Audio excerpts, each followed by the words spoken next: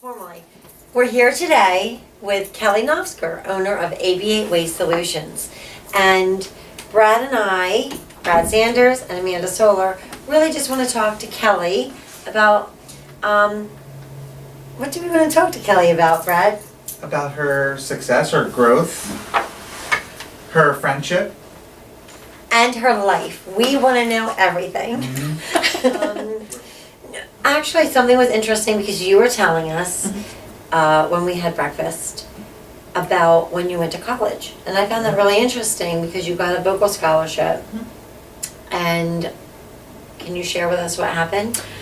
I went to college in August, and in July, before I left, I was diagnosed with an eye disease called ocular toxoplasmosis. And they put me on a lot of drugs, and one of them was prednisone.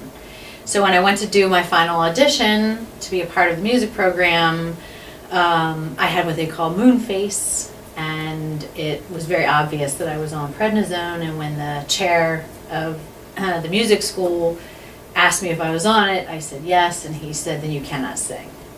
So, and I was on it for another multiple months afterwards, and so that derailed my plans for my major. So I had to reroute everything. How did you feel about that? What were your feelings? I was devastated because I'd already been through enough with the illness and being away. It was 600 miles from home. You're young. Yeah, and nobody around me really understood. Wow. I was very tired from all the medication, so I slept a lot. So everybody thought I was depressed for being in college, and I was just really worn out. And so luckily being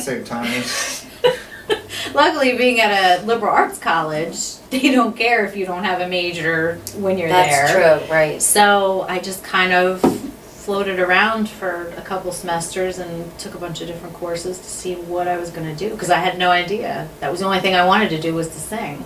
And then what did you end up doing?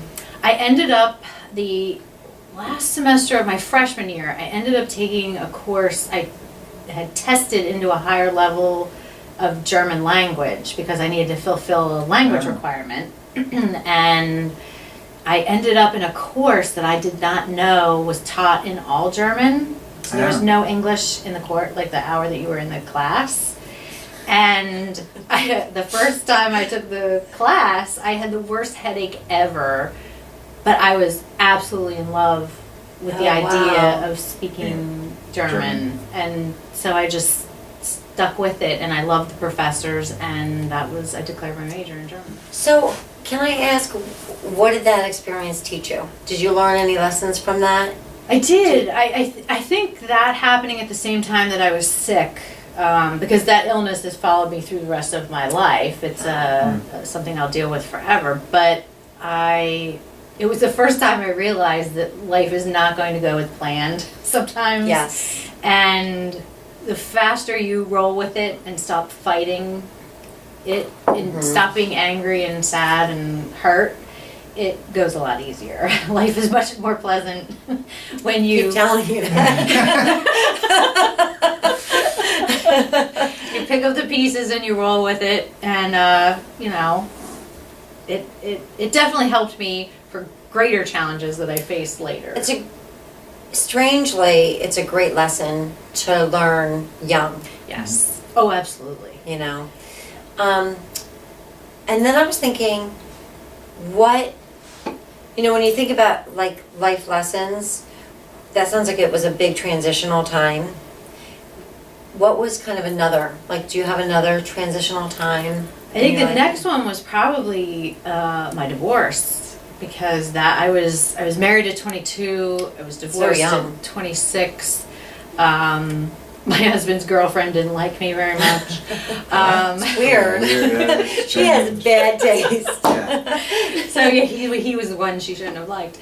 But that was another time where someone just kind of had an expectation. Right, we got married. Well, we weren't just dating, and I thought, Where did you guys meet? We met in college. Okay. We met in college, and we got married right after college. Wow. And I uprooted my life in Pennsylvania and went to live with him, and we ended up in Savannah, Georgia. Oh my gosh. Which was fabulous. I don't regret Savannah at all. Interesting. But to have somebody once again just kind of say, yeah, this isn't the way you think your life's gonna go. Yeah. You gotta, Wow. I'm gonna leave and have a nice day. So, you Again, know. at a really young age. Yeah, and that was another great life lesson early, is that some people don't stick around in your life. Yes. And you have to be prepared to stand on your own, whether they're there or they're not there. And, you know, so that was the second big transition. And then that's when I had to move back to Doylestown. I'd spent my whole childhood in Doylestown, and I left to go to college because I didn't want to be here anymore. It was boring. There wasn't anything here for me. And I was forced to come back while the divorce was happening, and just for financial reasons. Sure. And I've stayed for 20 years, so How much of a role do we play in that? it's huge. It's absolutely huge, and I said I cannot leave Amanda and Brad ever. I'm not. How did you end up at AB8 Waste Solutions? I had been fired from a job that I hated, and Another blessing. another blessing. That was the best thing that had ever happened. And I just told myself, I don't think I can go find another job. I don't think I can go work for somebody and be as disappointed as I had been. And I ran into a friend of mine that I had known peripherally for years, and she had been in the trash business, and she had just lost her job. She had just been fired from her job. And we were commiserating, and she kept talking about the trash business and how much she loved it, and she didn't want to leave. And I thought, this is crazy, but she had such a passion for it. And I had said to her, why don't you just go start your own business? Because she had worked for a waste hauling broker, and it didn't sound like it was all that complicated. She had the contacts, she had the information of the industry, and she said, I don't know how to start a business. And I said, well, I can start a business. That's not a problem, you know. Little did I know, it was much harder than I thought. But that kind of ignorance was really good, because that lack of fear will propel you forward. And then you just deal with the problems as they hit. That's actually a great piece of advice. So we just joined forces, got together, and started the business. And it took off. Oh, I want my yeah. life to go. Do you set goals? Do you set long-term goals or short-term goals? Or do you just kind of go like, let's just move forward and see where life takes me? I do set goals for myself. I'm not militant about hitting every single one of them. And I think more often than not, when I'm thinking ahead, I will actually exceed them, just because I've been thinking about doing something, or I wanted to do something, and then when I go and do it and it's successful, I feel like those goals have gotten me there. I think if I did nothing and had no expectations for myself, then I would stagnate. Yeah. I'm just that kind of person. I want to keep pushing forward, and I want to do better. And it's not even a money thing. I love getting up every day doing what I do. Every day.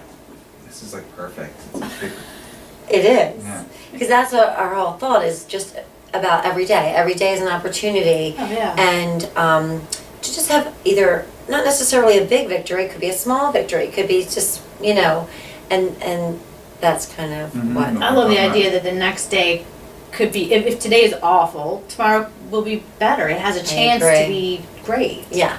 And that's exciting to me, that every day's completely different in my world. I don't have 2 days that have ever been the same, customer-wise, job-wise, vendor-wise. It's always an adventure.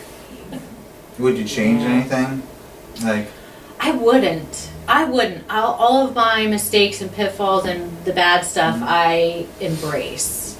And probably because nothing terribly tragic happened. You know, it's all survivable. I think that does differentiate you, though, because I think sometimes if you see it as survivable, it is survivable. I mean, just a divorce alone can fell people and fill people with bitterness. Oh, It's really how you take those things that have been handed. and they kind of To shape you. you who you are. Yeah. Any final words? No, I just... What can she say final? What can her final words be? I don't know. Maybe she says, I like to be happy. Would you like to be happy? Yeah, I would just say, tough it out, be a warrior. This Yeah. life you only get one that we know of. Make the most of it. Fight, come out swinging if you have to, just do it, make it yours. I like this. Little sound bites there. That's It's like, right. yeah, like. And now let's all look at it while you go turn it off.